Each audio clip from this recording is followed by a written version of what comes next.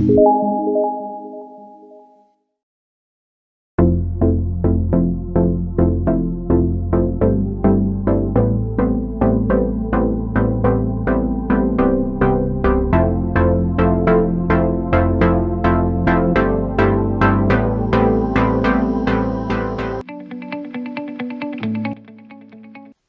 bastante extraño ver que a muchos niños les desagradan las matemáticas, pero si observamos a los más pequeños son muy intuitivos. Hemos visto circuitos en el cerebro que se ocupan de los números, del espacio o la geometría que están presentes en la infancia temprana. Creo que el error en la escuela es enseñarles a los niños que las matemáticas son muy abstractas, muy complicadas. Si basáramos la matemática en intuiciones que ya están presentes en el cerebro del niño, podríamos ayudarles a que las disfruten. Stanislas Dehaene, matemático y sin duda uno de los neurocientíficos más importantes del momento, activo en su búsqueda desde hace varias décadas al intentar comprender cómo funciona el cerebro. Stanislas ama la matemática y entre tanto ha querido transmitirla a todos los niños escribiendo el libro El cerebro matemático, cómo nacen, viven y a veces mueren los números en nuestra mente. Si los docentes nos interesamos en el conocimiento de esta obra, sin duda sabremos llevar el mensaje del autor a nuestros alumnos. Es un libro sumamente interesante, consta de 4 partes sobre las cuales haré una breve reseña de lo que considero algunos puntos clave imperdibles. Realmente tenemos que conocer este contenido. La parte 1, denominada Herencia numérica, contiene los 3 primeros capítulos. Capítulo 1. Animales talentosos. Las ideas principales de este capítulo pues es que refiere a la aritmética animal, es decir, que muchas especies parecen ser capaces de percibir cantidades numéricas sin necesitar de un entrenamiento especial. Por ejemplo, los chimpancés, las ratas, las palomas son capaces de prestar atención a cantidades numéricas representadas en movimientos, sonidos, objetos, comida, luces. De igual forma, pueden elegir entre las cantidades de comida más grandes. Sin embargo, la aritmética en los animales es limitada, porque solo pueden realizar estimaciones, más no determinar el número exacto. Como vemos en la imagen, el chimpancé solo puede diferenciar cuál de las dos bandejas contiene más golosinas y posiblemente sea la que elija. Otros aspectos que conducen al error en la aritmética de los animales son la distancia y la magnitud. Entonces, ¿qué debemos recordar de este primer capítulo? Pues uno, que algunos animales pueden comprender cantidades numéricas, compararlas y diferenciarlas, pero solo de manera aproximada. 2. Solo las personas, gracias al lenguaje que poseemos, podemos desarrollar sistemas simbólicos. 3. Que el sentido numérico es una herencia del proceso evolutivo y responsable de nuestras habilidades matemáticas. Capítulo 2. Contar a los pocos meses. Las ideas principales de este segundo capítulo es pues, que el autor refuta la teoría de Piaget y plantea una hipótesis de trabajo muy distinta, afirmando que las pruebas que usaba Piaget no permitían a los niños mostrar de qué en realidad son capaces. En cambio, las pruebas de Dehaene sugieren que los niños muestran competencias numéricas a una edad más temprana. En el primer año de vida, los bebés ya deberían comprender algunas porciones de la aritmética. Los recién nacidos distinguen de inmediato 2 de 3 objetos o sonidos, lo cual hoy conocemos gracias a la ciencia, como podemos observar en las imágenes. No obstante, también se consideran algunos límites de la aritmética infantil, pues en los bebés solo está presente la parte elemental, pues solo distinguen el 1, 2 y 3, y es posible que hasta el 4, pero no intuyen la presencia de varios objetos y antes de los 15 meses no diferencian los conceptos de más grande o más pequeño. Sobre el número, el doctor Dehaene nos dice que es innato y adquirido, es decir, que influye tanto la genética como el ambiente. Capítulo 3. Nuestra herencia numérica. Como ideas principales de este tercer capítulo tenemos: es aquí donde el autor plantea que las habilidades protonuméricas que ha descrito en los capítulos pasados están presentes en animales y bebés, también lo están en adultos humanos. En la gran mayoría de las civilizaciones, los primeros 3 números se escribían repitiendo el símbolo de la unidad tantas veces fuera necesario, como lo hacían los romanos, los mayas o los chinos. Pero en todos los casos cambia la notación a partir del número 3, ya que después de esto las marcas repetidas resultan ilegibles a un solo golpe de vista. como vemos en la imagen. Aquí hay subitización y del otro lado comenzamos a estimar o contar. En otros experimentos también se ha hallado que la velocidad con la que comparamos números arábigos depende de dos factores, de la distancia y del tamaño de los números. Que los números evocan cantidades, extensión en el espacio y en ocasiones colores. La segunda parte de este libro está denominada como Más allá de la aproximación, comprende los capítulos 4, 5 y 6. Capítulo 4. El lenguaje de los números.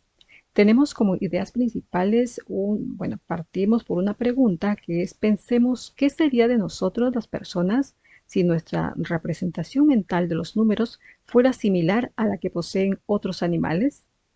Bueno, la respuesta puede ser predecible porque tendríamos la noción solo de los números 1, 2 y 3, pero luego la recta numérica se tornaría invisible. Ahora, a partir de esta pregunta surge una segunda, que es: ¿cómo hizo el Homo sapiens para superar este punto? Pues la respuesta está en el lenguaje. Capítulo 5. Pequeñas cabezas para grandes cálculos. Las ideas principales de este quinto capítulo son: el autor analiza los algoritmos de cálculo del cerebro humano y destaca que, si bien en nuestros genes se halla un sentido innato de las cantidades numéricas aproximadas, no contamos con los recursos para el cálculo simbólico exacto. Por tanto, nuestro cerebro recurrirá a circuitos alternativos donde invertirá más tiempo, más errores y mayor concentración. Hace énfasis en que nuestro cerebro no ha evolucionado para llevar a cabo el propósito del cálculo formal, pues esta es la razón por la que los sofisticados algoritmos de cálculo son tan difíciles de adquirir.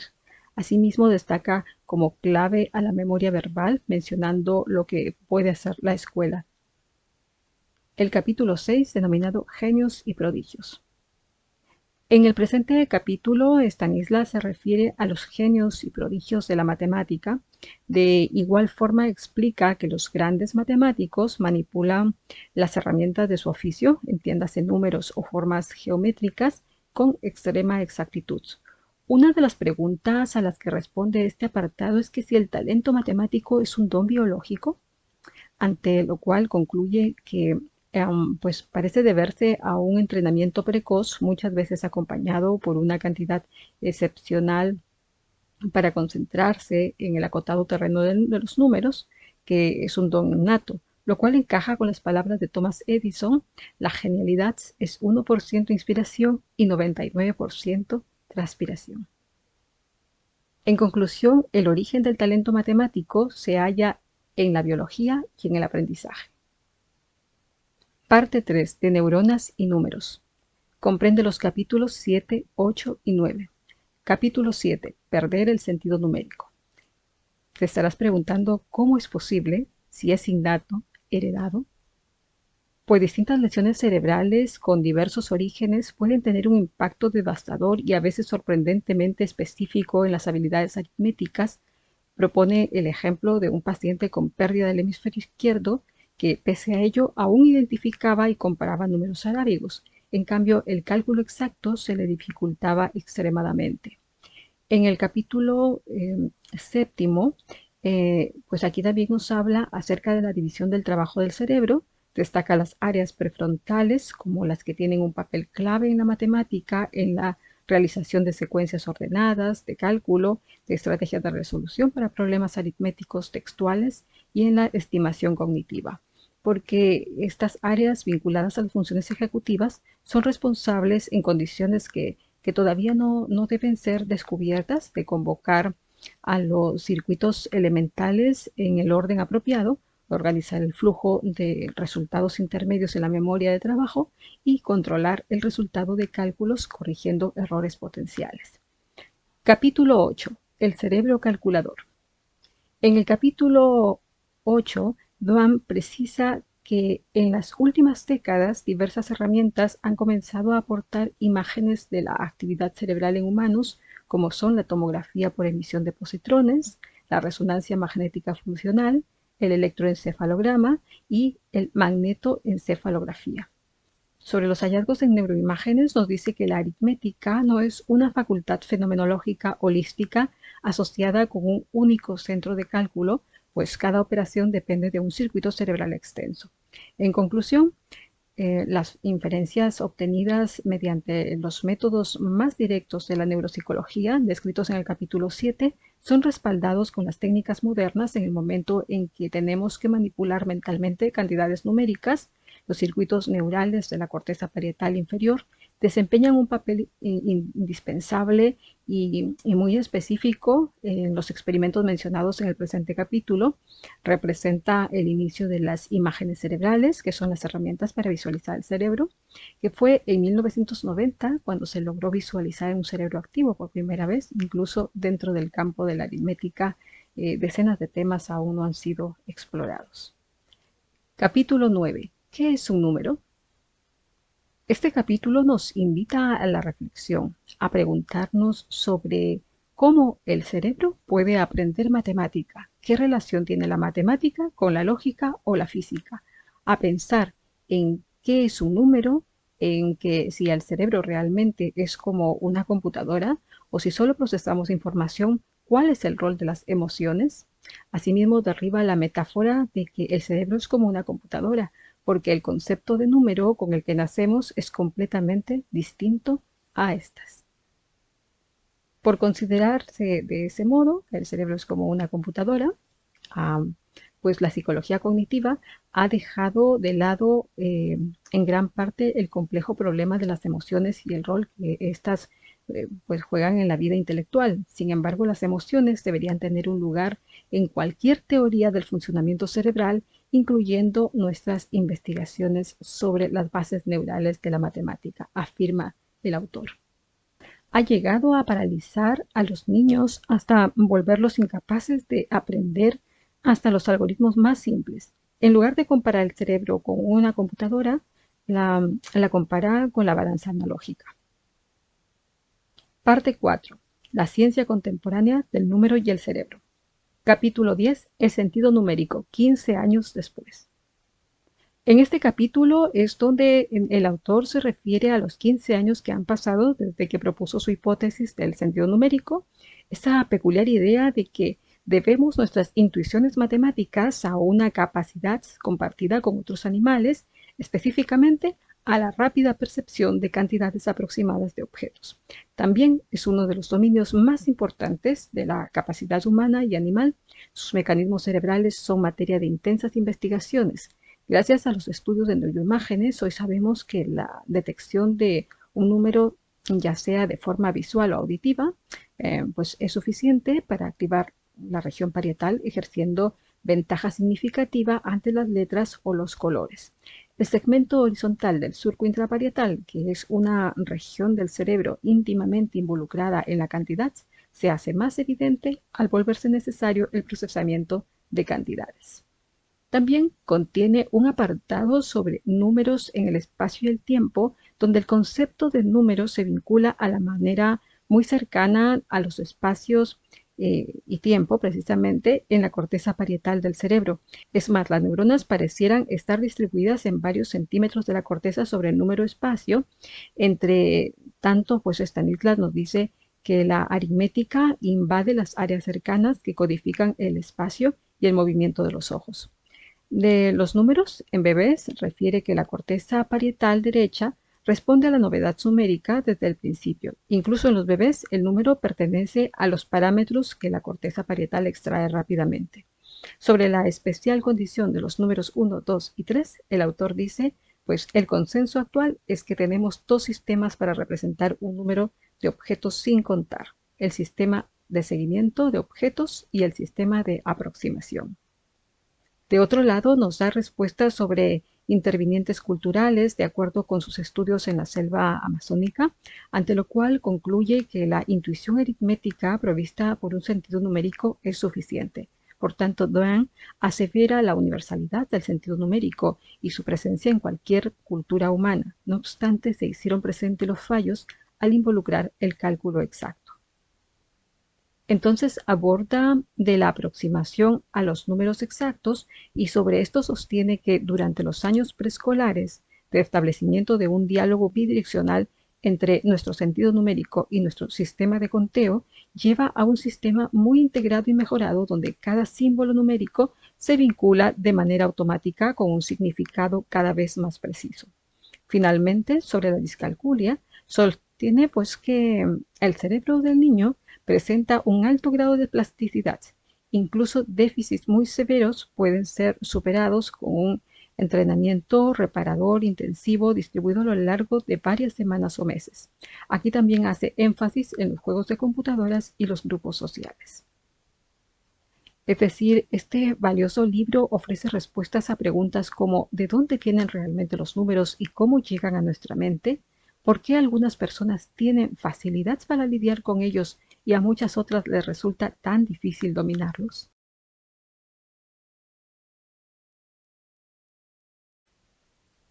Analizando de manera muy genérica esta asombrosa obra del Dr. Dran, encuentro oportuno partir por citar a Joe Waller, quien en el 2020 escribe que la nueva ciencia del cerebro que demuestra que tenemos un potencial ilimitado es transformadora para muchos, y eso incluye a las personas diagnosticadas con trastorno de aprendizaje. En tal sentido, el cerebro matemático no es exento a esta realidad. En él se hallan diversos enfoques como el científico, las neurociencias, el enfoque educativo, sociocultural e inclusivo. De partida vemos que su raíz es científica por naturaleza, pues se basa en neuroimágenes para demostrar que los humanos nacemos con cierta predisposición genética hacia el aprendizaje y que la matemática es un tema central en este contexto. Cabe destacar que en los resultados de todos sus experimentos se evidencia que hay una franja estrecha y específica de la corteza que realiza un aporte especial al procesamiento numérico. Se encuentra en la profundidad de un espacio localizado en la parte posterior del cerebro, en los lóbulos parietal izquierdo y derecho, conocido como el surco intraparietal, que se activa en todas las personas cada vez que se les solicita prestar atención a un número.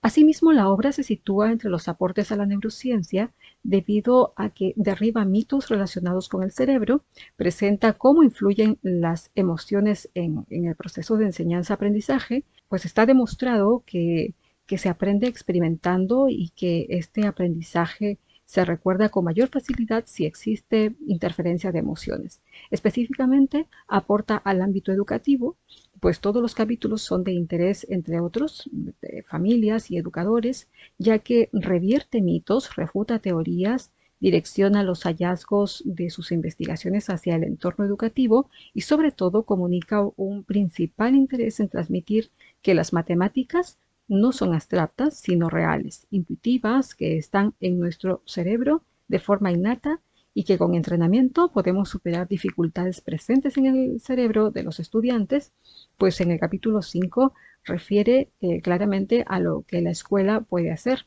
aseverando que la ciencia ya no hace distinción entre emoción y cognición.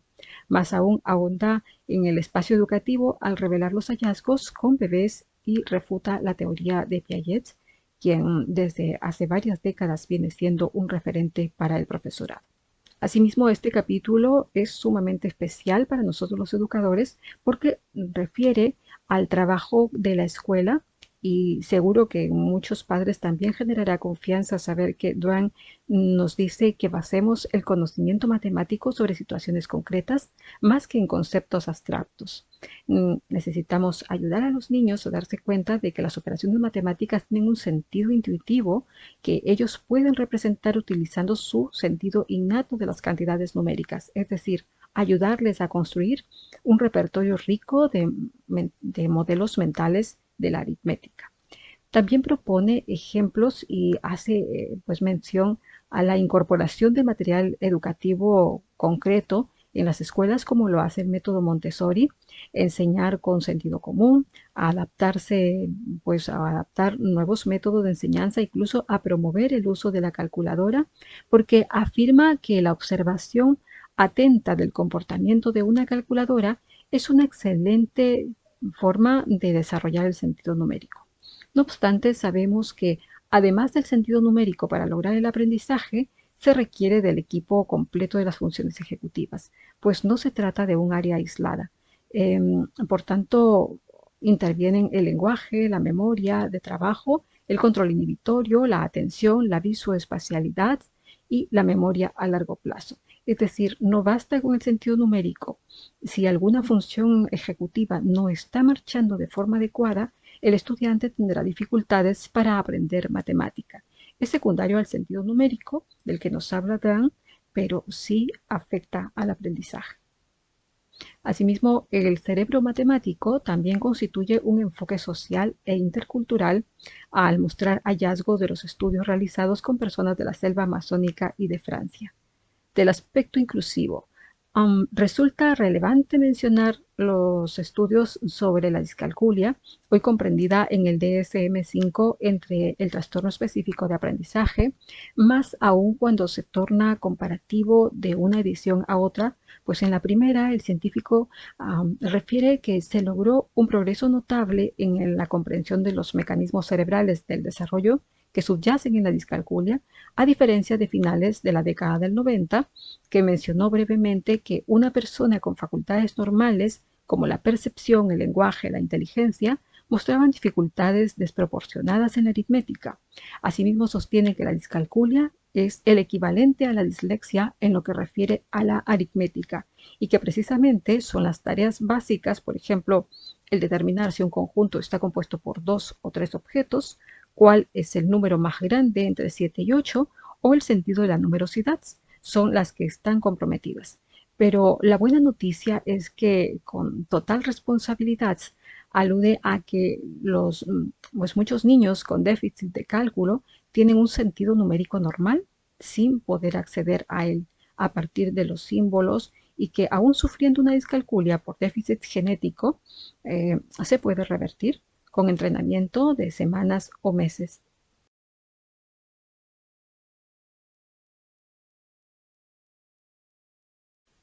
La pregunta es, ¿cómo llevar todos los conceptos al aula?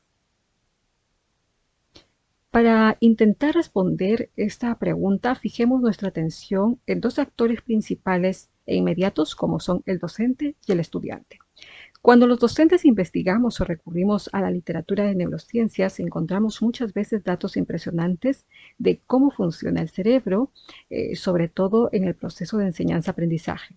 De inmediato identificamos casos de nuestros alumnos, reconocemos y comprendemos por qué se presenta tal situación, respuesta de niños o reacciones de adolescentes que muchas veces podrían estar bloqueando el aprendizaje.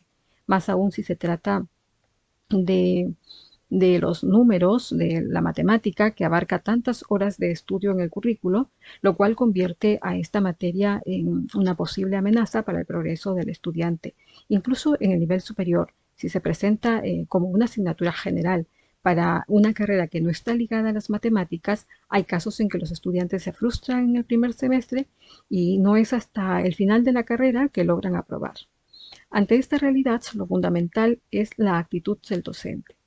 Y sobre ello quiero contarles que hace un tiempo realicé unos estudios sobre actitudes del profesorado, donde se halló que son precisamente las actitudes las que sitúan a los estudiantes en el éxito o el fracaso de la vida académica. Por tanto, me gusta este libro de Jo Waller, una profesora de la Universidad de Stanford, quien dice que cambiar las creencias pues, referentes a nuestro aprendizaje y potencial repercute significativamente en la mejora del rendimiento. Luego, hay estudios que demuestran que aquellos estudiantes que tienen mentalidad de crecimiento rinden más académicamente que los estudiantes con mentalidad fija. Por tanto, qué importante es que los docentes motivemos a nuestros estudiantes hablándoles de acuerdo a la edad que cada uno pues tenga. Por ejemplo, si son niños, los niños de infantil, de preescolar o los primeros grados de primaria, pues a través de los cuentos. Aquí les podría recomendar uno que me gusta mucho, que es Nefi, la nube que quería hacer llover, de la autora Carol Newman, pues para los más pequeños y para los más grandes, a partir de los 8 años, pues, y los adolescentes también, hacerles saber que las matemáticas pues, son un don con el que nacemos, que ya está en nuestra mente y si la entrenamos podemos llegar muy lejos con ellas. Hablarles de la plasticidad de nuestro cerebro que bien podría ser una primera clase para el inicio de curso y que luego ellos puedan expresar mediante dibujos, moldear o pues de manera verbal, decir, ¿no? ¿Cómo ha impactado? ¿Qué les parece esto que les acabamos de dar a conocer? Hay que contarles con ejemplos, pues, qué pasa en nuestro cerebro cuando aprendemos matemáticas, ¿no? Y lo cierto y que nosotros debemos también conocer es que se activan todas las áreas. Por tanto, hoy hablamos de redes aritméticas y no de una zona específica del cerebro. De otro lado, a través de la observación docente se puede derivar a un profesional que diagnostique si existe discalculia con el fin de brindar el apoyo requerido, ya que por los estudios de Duane conocemos que este trastorno de aprendizaje se puede mejorar, pues es importante que la intervención temprana, aprovechando los periodos sensibles, que es cuando la mente está más abierta al aprendizaje y al desarrollo de habilidades como las funciones ejecutivas. Otro beneficio de la observación del docente para llegar a los conocimientos del cerebro matemático o esta conciencia matemática al aula es identificar si en la discalculia que presenta un estudiante subyacen alteraciones cerebrales o simplemente no se le ha enseñado con métodos apropiados.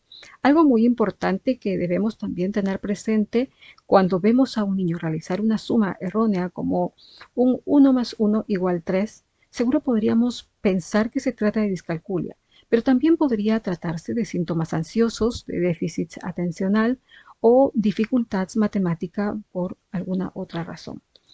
Para todo docente es importante conocer la relación cerebro-aprendizaje, ya que con este conocimiento que nos brinda el doctor Duane, no solo en la presente obra, sino en todos sus libros, a partir de los experimentos realizados en su laboratorio, nos orienta a repensar el para qué estamos educando, a quiénes estamos educando, qué recursos tenemos para educar.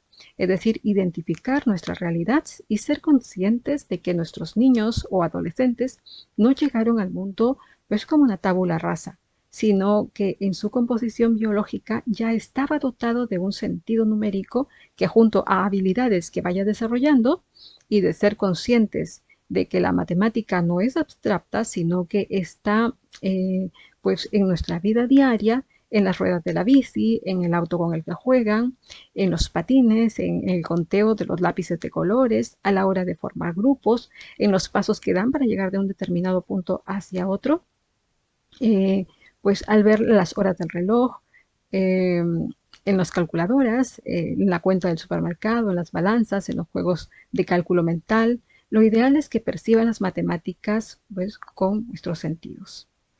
Hay que brindar andamiaje y ser empáticos con los niños que tienen dificultad para aprender hasta que ya no requieran de este apoyo específico. Recordemos que cualquier alteración en las funciones ejecutivas podría desestabilizar la red aritmética y hay que seguir motivando a ese niño, niña, adolescente o persona de cualquier edad que estemos educando.